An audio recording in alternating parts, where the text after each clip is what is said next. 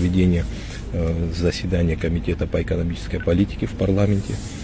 Произошел конфликт между депутатами парламента. В результате произошла стрельба. В результате стрельбы в больницу доставлены 2 раненых. К сожалению, один из них от полученных ранений несовместимых с жизнью скончался, депутат по фамилии Гуланзе, другой депутат по фамилии Кварча. Значит, идут мероприятия медицинские на то, чтобы стабилизировать его состояние. Он ранен. По его локализации пока сказать ничего не могу о тех степени тяжести ранений.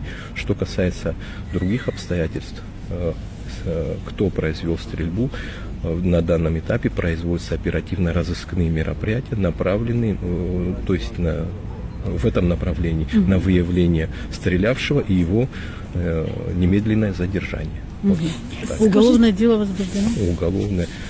Сейчас в данный момент производится следственной группой, значит, прокуратурой города Сухум и представителями Генеральной прокуратуры на месте происшествия производится следственный осмотр места происшествия, направлен на закрепление следов преступления и других обстоятельств.